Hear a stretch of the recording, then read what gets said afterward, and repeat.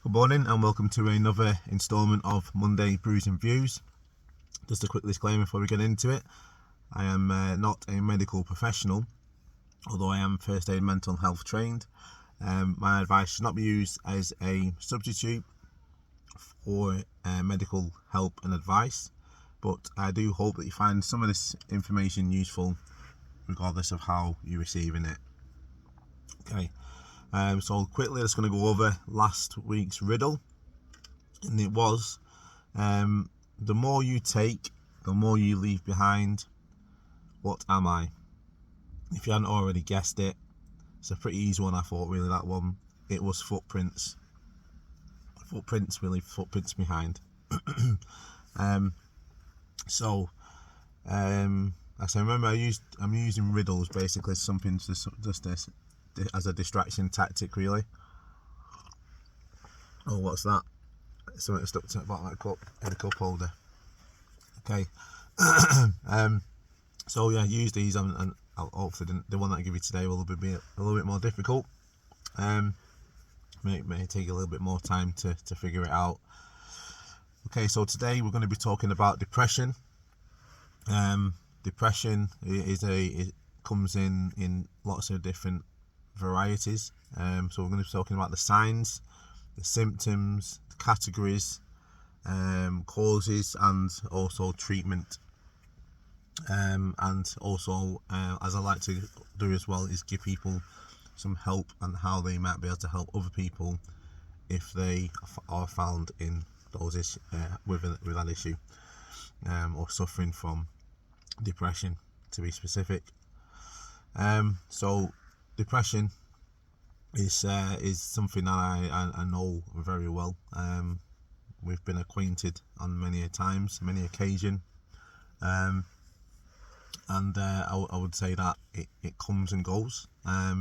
It's never fully gone, never fully disappears, regardless of what you do to distract you and get away from it.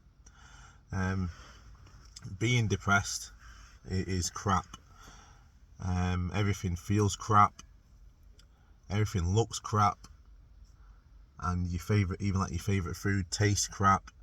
And music, I find, when you're depressed, it feels like everything is talking to you. Your ears pick up on like the words even more so. They say when you listen to music and you're happy, you just feel it. You get that feeling about, you're just happy to you listen to the way the music sounds. But when you're depressed, and this could be a trigger for you, this could be a sign. You're more focused on the words. When you're in a low mood, so like certain songs you might gravitate towards and listen to those particular words and feel like you're having a sort of counselling session, if you will. So as I mentioned before, depression comes in 3 flavours, and each one's slightly more crapper than the other one. So mild, which I've named vanilla, this has a slight impact on your day to day. So you might be suffering from depression, but you're able to do most things throughout the day, albeit not very excitingly. And then you've got moderate, which I've called double vanilla. Yeah. So if you don't like vanilla, then this is going to be double worse.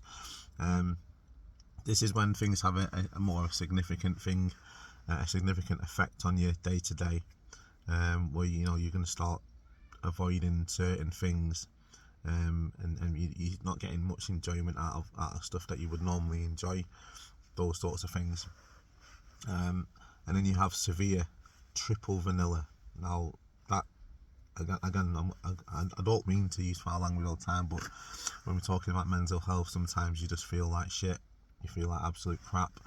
And that's only one way really sometimes of describing it. When you have severe depression, you're going to find it almost impossible to get through your day to day. You're going to struggle with everything, and you probably just want to stay inside, by yourself, possibly not getting dressed, not getting washed, not doing anything, possibly not even eating or over consuming, and those sorts of things. So specifically some, and either none of those things are good, but there are some things that you can do. But so some things that you can spot maybe in yourself or in other people, some signs and some symptoms of depression coming up. So some people, when they're depressed, will avoid contact with friends and family, not wanting to talk to them, not wanting to see them face to face, or even online messaging back and stuff like that. They may go quiet all of a sudden, and neglecting hobbies. So with something like someone who's very active in the gym, or plays, I don't know, snooker or pool or something like that, just trying to think outside the box. But when they no longer are interested in doing those, that's a sign that maybe something may be going on. Feelings of hopelessness is another one, quite common with all the flavours of depression. A lingering fear of not being able to do anything. Low self-esteem. I agree with that one. Feeling low and feeling not worthy is quite a big one. I feel when it comes to depression, and feeling like everyone's doing stuff that's better than you and things like that, and that's why social media is really bad for depression. If you suffer from depression, you really want to keep yourself away from that as much as you can. And I know it's hard, but if you suffer with if one of your symptoms is low self-esteem, and you spend a lot of time on Instagram, Facebook, whatever, then you're feeding that monster, and you're just looking at other people's lives and thinking, why is my life not like that? And then that's gonna continue on with your symptoms. So be aware of that. Take some time out. I took over 30 days off, and it felt good. And what you find though is you realise how much people will use Facebook to just talk to anybody. They tell people stuff that they would just normally tell someone who sat next to them, but they tell the whole of Facebook on that. Because I guess sometimes it's maybe people are lonely, people just want to talk with somebody, people just want to tell people stuff that they think's exciting or whatever it is. But also then there's the scrolling, they're seeing what other people are doing, and it's always the good stuff that people post online. Nobody posts the shit that they're having to go through and how they really feel, possibly in a lot of cases 60 to 70% of the time. So be aware of that one. If you suffer from low self-esteem, be aware of spending too much time on your phone. So another one as well, I feel like, is constant negative self-talk. Now this one creeps up on you, I feel, in my experience. It creeps up on you in ways that I'm quite, like, I'm sure some of you will know, but I love a good challenge. I love a good, especially when it comes to exercise. I like to try difficult things. And when my negative talk comes in, sometimes it could just be, not necessarily when I'm depressed, but when I catch myself saying, "Oh, it's a bit too difficult, that it's a bit too hard, that's when I have to sort of get down in check and say to myself, no, it's not. I'll just do it this way, or do it that way, and I'll sort it out, and I'll get through it, and I'll do it." But excuse me, not everybody does that. And again, if you're aware that you need to check in with yourself, I've talked about this before, check in with yourself once or twice a day, and like, am I being negative today? Is there any reason for this? Should I be talking to myself like this? And the answer probably is no. I've been reading the chimp paradox. Again, it's probably the third or maybe the fourth time I've read that book, but it's a different stage in my life now, so I thought I'd read it again, and get another view on it. And it talks about, if you don't know about it, as a very brief summary here, it talks about your brain being split up into three parts: the chimp, the human, and the computer. The chimp is your emotional state, because a chimp is on average 5 times stronger than a human in real life. So your emotions are 5 times stronger than your logic and anything else. And it's quicker as well. The human is who you want to be, the logical person, and the morals and the values that you carry around with you. That is who you want to be seen as. Sometimes these two can be the same. If you know, get some horrible people out there who just want to be, who just want to cause mayhem and havoc for everybody. But then again, I imagine that on a deeper level, they possibly don't want to be completely run by emotion. And then we have the computer, the third one, and that's where all the sort of memories are stored, and that's where all the sort of programs are stored.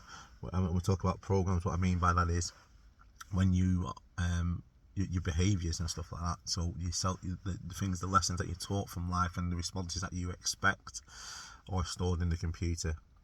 The reason I'm talking about that is because things like negative self-talk and lots of responses to stuff come from that.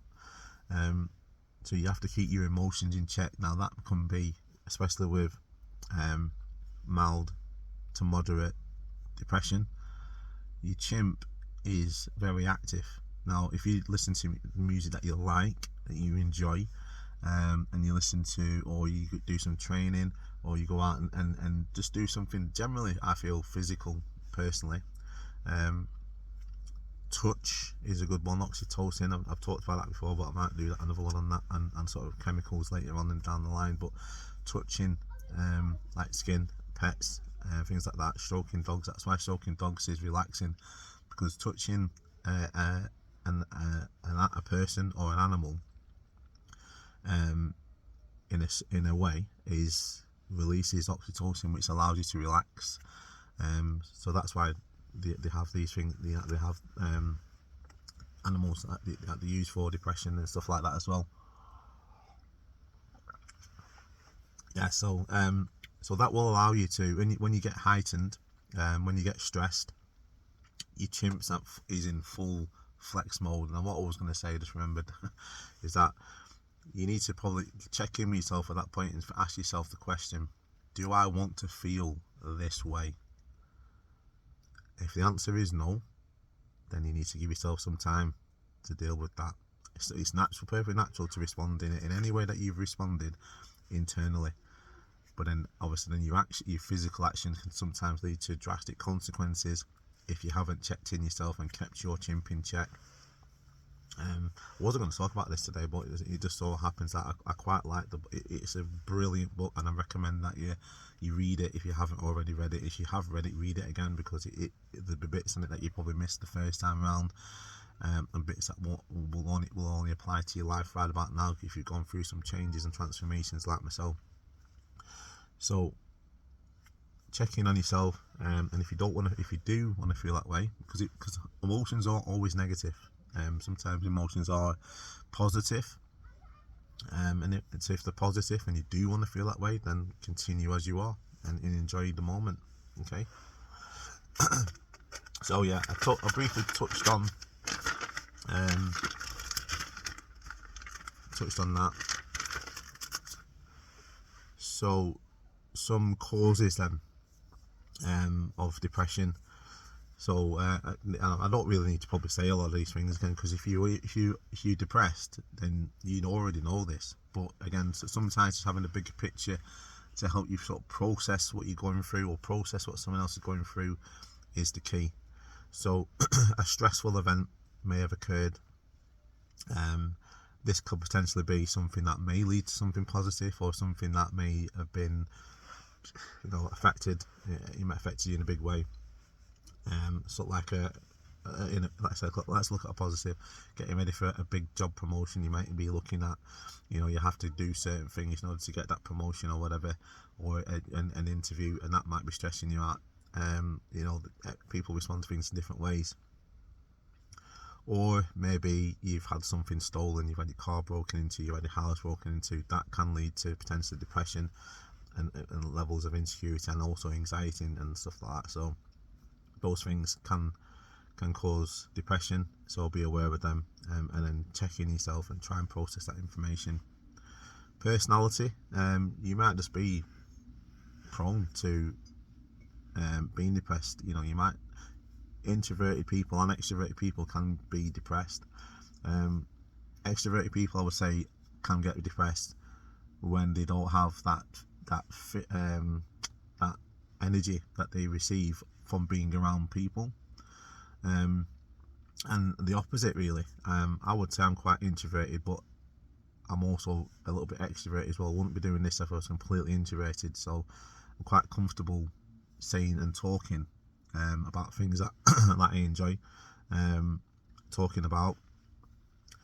But when I spend a lot of time with people and I'm not giving a lot of time to think and a lot of time to process stuff, it can make me quite withdrawn.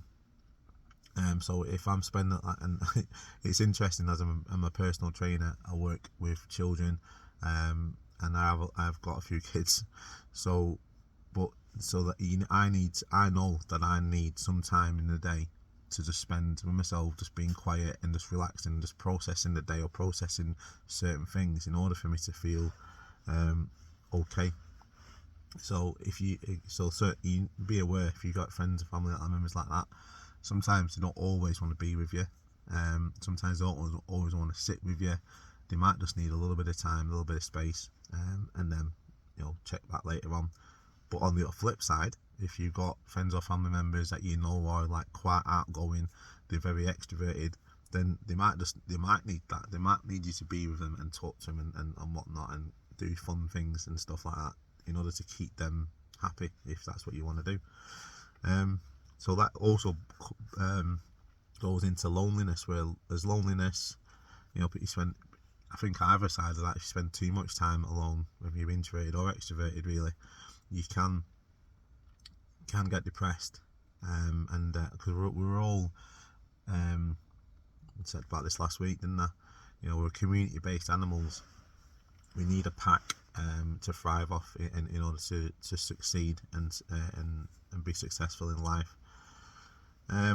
Alcohol and drugs, the highs can be great, the lows can be very low, and consistent use of alcohol and drugs can lead to depression of all different flavours. So, again, that goes without saying, really, doesn't it? If you take a lot of drugs, especially if you try and come off drugs, it's going to be some lows there.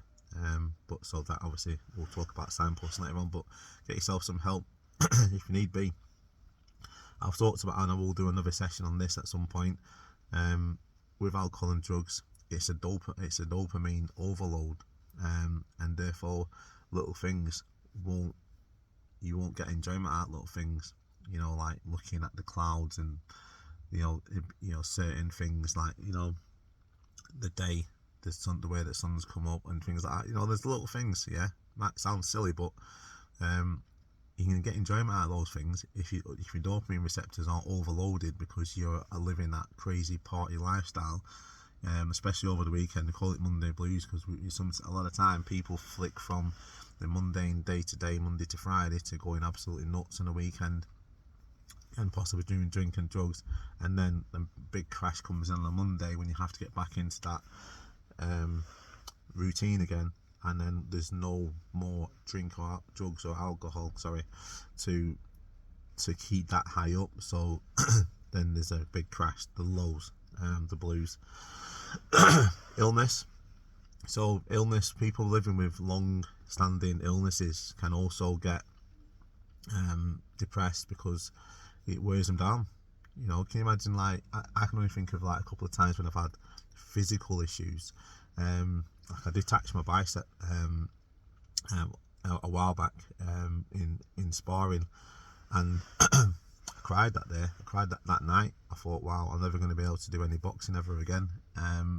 And for quite a while, I was probably mildly depressed, because that was something, and is something, that I love to do, whether it be competitively or whether it just be for training purposes. I was depressed because of the fact that I couldn't use my left arm. It's healed now, thankfully, thank God for that, and I can do pretty much anything with it, just like it was before. But I couldn't imagine living with a chronic disease, day to day, waking up in the morning, and waking up in the morning, going to bed at night, and knowing that at some point that's possibly going to take everything away from you. That's going to have an effect on you, and I feel for you if you are in that position. Talk to people, get some help, get some counselling, if antidepressants if you can, if you want them, but do stuff, keep it going, stay positive, get some help, get some support, and as I mentioned before, medication, side effects of some medication, including like antidepressants, can be depression. Weird, that one, isn't it? But at some level, when you get the right dosages, I can only imagine that it's gonna benefit from you, benefit you. So if you get prescribed them, and I would recommend you take them and try it out. A lot of times we like to fight. Oh, I'm not taking medication, and I probably was one of those sort of people who would say, "Oh, try doing this, try doing that." But if you tried it and it didn't work, then try the opposite. Just be careful with that one though, and keep in contact with, go for regular checkups and reviews about your medication, and make sure you're getting what you need out of that. So talked about this last week as well, is for, sort of like your first aid, helping people. So provide opportunities when people are depressed. If I was depressed, I'm probably not going to tell you about that. And so a lot of people will be like that, keeping withdrawn. So in those instances, you may potentially have to start a conversation with that person yourself, and explain to them what, not explain to them, but to start a conversation. I would recommend slightly preparing for it. So let's go through a couple of things. You may not even get a pen and paper out, but just kind of prepare in your mind how you're going to start a conversation, what you're going to talk about, and maybe how you expect it to go, and it'll just help that conversation flow a little bit better. Listening is a skill, so be prepared to listen and not give any sort of judgment, or look for opportunities for you to talk and give your opinion, because it's not about you. Someone's talking about how they feel, give them that time. And what sometimes I like to do myself is, if someone's talking and I know that I'm dying to say something, I try to relax, try to remember what I'm saying, but also focus on what they're saying, and maybe count to sort of like 3 slowly when they stop. And then if they haven't said anything after 3, then that's going to be my opportunity to talk, or ask another question to keep the conversation going. So find, if it's a friend or family member, then you might be in a position where you can help them find help, resources, signpost them to places, and offer them some self-help. So we're going to go through some treatments now. So when you have mild to moderate depression, exercise is a great help of doing that, and also just some self-help. Might be some meditation, it might be going for a walk, things like that, listen to music. But like I said, I mentioned to you before, I created a 30-day self-improvement course that will help you, which basically starts off with a discussion about what it is you're wanting to focus on, and how that can be then helped, how we can help you over the next 30 days. So if you're interested in that, give me a shout. I'll hook you up with that, and we can sort out when we need to have that chat. Things like, if it's a particular thing also that's causing you a problem, things like CBT can be very useful to do. Cognitive behavioural therapy is a great tool, and generally, to generalise CBT, it basically gets you to sort of reflect on what you've things that you've got through in the past and how you've been able to manage that, and then also using that experience to realize that you will get through this too. So check that out. There's lots of videos on YouTube, and there's books that you can buy as well to help you with that one. But let me know if you want to get involved with my sick self-improvement course plan, and I can help you out with myself. If you have moderate to severe depression, then CBT will probably be prescribed. It's like a talking therapy, isn't it? Antidepressants, sometimes both, often both. Exercise I feel is great as well to add to that, so that's like 3 things working for you. And if it's severe, I guess the ultimate aim is to not stop feeling that way, and so the medication is going to give you some relief. I don't know if it's going to be instant. I have never taken medication for depression, but I would imagine it probably takes a bit of time to build up. But I guess when you get to that stage, those feelings are going to subside, and then things like talking therapy and exercise are then going to hopefully be the what you need later on, because nobody wants to be on medication for the rest of their life. So that should be the plan, is to get to sort out the feelings and issues, and then deal with those problems head on. So we're nearly at the end now. What have we got left? Okay, so quickly, I'll put these in the post anyway, so you can just click on these if you need any help.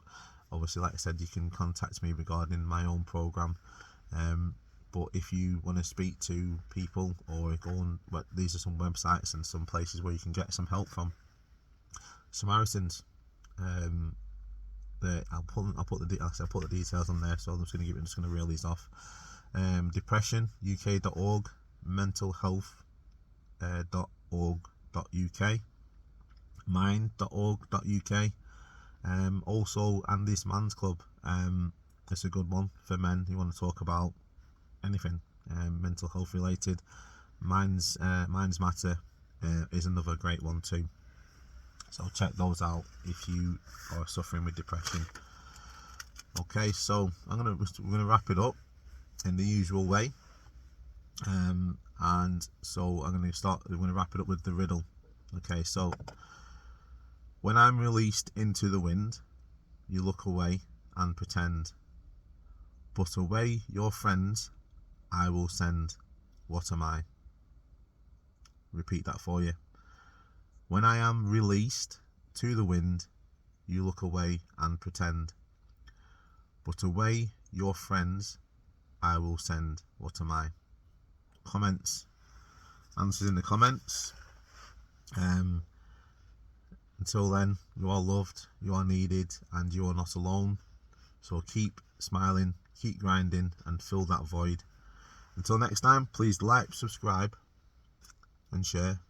Because I want to help as many people as I can, and I can only do that if you help by liking and subscribing, and also sharing with those people. Tag any people that you think might need this, and let's help try to change the world. Okay, so until next time, see you later.